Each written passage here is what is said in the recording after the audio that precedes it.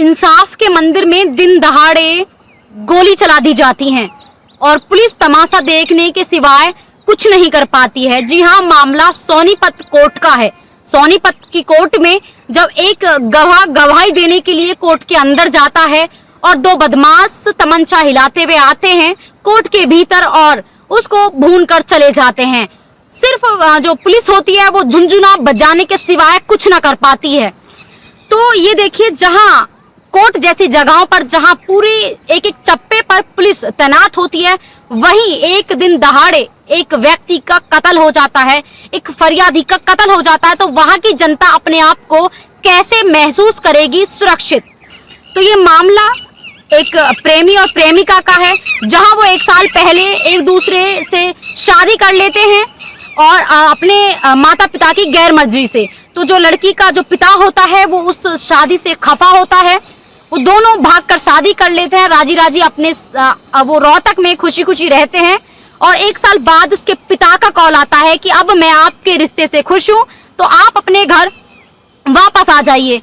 तो वो लड़की को कुछ बात रास नहीं आती है कि जहाँ एक तरफ वो हमारी जान पर तुले हुए थे, तो आज अचानक कैसे हमारे पिता को हमारी याद आ गई। तो वो जो पिता है, उस लड़की का कातिल पिता कॉल करता है कि आज मेरा जन्मदिन है, मैं चाहता हूँ आप आज ही आ जाएं। तो वो अपने पति से कहती है कि मेरे पिता का कॉल आया है, मुझे क्या करना चाहिए। तो उसका जो पति होता है लड़की का, वो कहता है कि मुझे कुछ शक लग रहा है, दाल में कुछ काला लग रहा है, अगर आप जाएं तो मेरी एक बात जरूर माने कि आप एक वीडियो के जरिए बताएं कि आपको किस किस चीज से किन किन लोगों से खतरा हो सकता है। अगर आपको कुछ कल हो जाता है तो मैं कैसे आपके लिए लड़ूंगा। तो वो वीडियो के जरिए कहती है कि मेरा नाम कनिका है और मेरे पिता मेरी शादी के खिलाफ थे, मैंने भागकर शादी की, जो कि मैं आज रोहतक में अपने पति के साथ खुश रह रही हूँ। मेरी शादी को 1 साल हो गया है, मैंने 21 में शादी की थी और आज 22 में मेरे पिता का कॉल आता है और मेरे पिता मुझे बुलाते हैं और अगर मुझे कुछ हो जाता है तो मेरी मौत के जिम्मेदार मेरे चाचा, मेरे पापा और मेरी बुआ जी का बेटा होगा। उसको वो एक एप्लीकेशन के जरिए और एक वीडियो को नजदीकी थाने में जाकर देकर आ जाते हैं और फिर वो लड़की अपने जो मायके है वो चली जाती है और उसका पिता देर रात को उसका कत्ल कर देता है। 2 दिन हो जाते हैं, तीसरे दिन उसका पति कॉल करता है, कोई कॉन्ट्रैक्ट नहीं हो पाता है। कभी तो उसके पिता कहते हैं कि वो अपनी नानी के गई है, तो कभी कहते हैं वो अपनी बहन के यहाँ गई है। तो जब उसको वो चीज रास नहीं आती है पति को, तो पति सोचता है क्यों ना मुझे थाने में जाकर कहना चाहिए कि इस एप्लीकेशन के जरिए मेरी पत्नी से मेरी मुलाकात कराएं, क्योंकि मुझे शक है हमने भागकर शादी की थी। तो उसके बाद में पुलिस हरकत में आती है, हरकत में आने के बाद में उसके पिता को अरेस्ट करती है। तो अरेस्ट करने के बाद में सोनीपत में जब वो अरेस्ट हो जाता है तो वो 1-2 फंडे पड़ने के बाद ही कहने लगता है कि मैंने अपनी बेटी को मारने के बाद में गंग नदी में बहा दिया। तो बहा देने के बाद में पुलिस उनको अरेस्ट कर लेती है, जिसका वो नाम कनिका खोलती है। उसके बाद में जब 1 साल पूरा हो जाता है, उसको लड़ते लड़ते पति को अपनी पत्नी के इंसाफ के लिए लड़ते लड़ते 1 साल हो जाता है। वो गवाही के लिए कोर्ट में आता है। कोर्ट में आने के बाद में उसको दिन दहाड़े 2 तमंचा लेकर 2 बदमाश आते हैं और पुलिस के बीचों बीच आकर उसको गोलियों से भून देते हैं। पुलिस कुछ ना कर पाती है और सिर्फ वो देखती है कि हम जल्द पकड़ लेंगे और ये वो वगैरह वगैरह 2-3 दिन ऐसे भगाती है। तो ये देखिए कि हमारे देश का, हमारे उत्तर प्रदेश का, जहां मैं फिर वही कहूंगी, जहां एक तरफ सरकार भी अलर्ट है, भूमाफियाओं पर दिन रात शिकंजा कस रही है, तो आखिर ये फरियादी, ये अपराधी फरार क्यों है? आखिर क्यों इन पर कोई शिकंजा नहीं कसा जाता?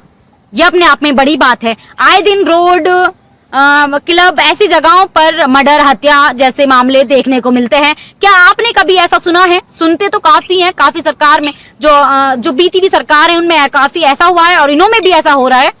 तो अंदाजा लगाना अपने आप में बड़ा अफसोस भी है, भारी भी पड़ता है, सोचकर दुख भी होता है कि जहां हमने इतनी उम्मीदों के साथ में इस सरकार को जिताया था, वहीं ये सरकार इस तरह से आज फीकी पड़ रही है। और जहां एक तरफ हमारे प्रधानमंत्री देश के कहते हैं कि हम अपराधियों को ऑन द स्पॉट मार देना चाहते हैं, हमने ये अलर्ट कानून जो है जारी कर दिए हैं। हम किसी भी तरह से कोई नोक झोंक नहीं देखेंगे, जहां हमको गलत होगा तो वहां शूट आउट कर देंगे। तो आखिर जहां एक मंदिर में खुद भक्त सुरक्षित नहीं रहेंगे तो आखिर वहां कैसे कौन किसके आगे माथा गिड़गिड़ाएंगे। तो ये भी अपने आप में बड़ी बात है कि जहां एक तरफ दिन दहाड़े पुलिस के सामने किसी को भून दिया जाता है और वहां पुलिस कुछ नहीं कर पाती है, तो आखिर आम जनता कहां जाएगी। सीधी सी बात है, अपराध तो बढ़ेंगे ही और बढ़ते आ रहे हैं। आपको पता है कि यहाँ हमारे उत्तर प्रदेश में नहीं बल्कि पूरे देश में हर 2 मिनट के अंदर रेप होते हैं। हर 2 मिनट के अंदर किसी न किसी बेटी, किसी न किसी नाबालिग, किसी न किसी माँ के साथ में दुष्कर्म किया जाता है। यकीन मानना दोस्तों, यकीन मानना मेरी माता बहनों, जहां हमारे गृह मंत्री कहा करते थे कि 12 बजे हमारे देश की बेटियां, नाबालिग बेटियां एक्टिवा पर गहने पहनकर रोड पर जा सकती हैं, तो आज उसकी दशा देख लीजिए। तो देख लीजिए गृह मंत्री जी अपनी आंखों को खोलकर कि यहाँ 2 मिनट में रेप हो रहे हैं। कैसे शिकंजा कस रहे हैं आप। कभी तो दरोगा रेप कर देते हैं और अपराधी तो सीधी सी बात, अपराध तो अपने आप में चरम सीमा पर बढ़ ही रहे हैं। ये तो आपको क्लैपिंग करनी चाहिए हमको कि आप इतना अच्छा जो कानून चला रहे हैं। अरे आप अगर आप कुछ कर भी ना सके तो कम से कम अपनी बदनामी में तो मत करो ये सब कहकर कि हमारे देश की बेटियां गहने पहनकर वो, अरे उनकी असमत को रोंदा जा रहा है। आप कहाँ सो रहे हैं।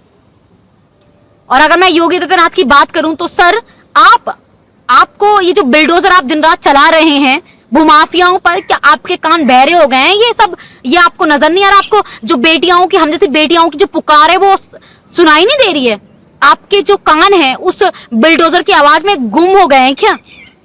तो बहुत सारी बातें हैं कहने के लिए, लेकिन मैं आए दिन इस तरह की खबरें पढ़ती हूँ और मैं जानती हूँ कहीं ना कहीं असर भी होता होगा। और मैं अब जनता से अपनी से रिक्वेस्ट करूंगी, अपने भाई बहनों से रिक्वेस्ट करूंगी कि अगर कुछ ना तो कमेंट बॉक्स में तो कमेंट जरूर ही करें कि मेरी इस खबर कैसी है, मैं सही भी कह रही हूँ या नहीं कह रही हूँ।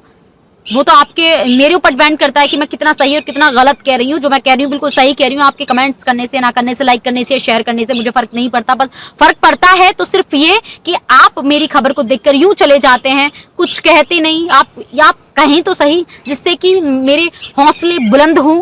मैं आए दिन ऐसी घटनाओं का खुलासा करूं, ऐसी घटनाओं को आपके सामने रखूं, जिससे कि जैसे अपराधी हैं एक ना एक दिन तो मेरे प्रदेश के मुखिया के कान में ये आवाज जाएगी कि आए दिन इस तरह में हमारे देश की बेटियों की असमत इस तरह से उनको रोंदा जा रहा है।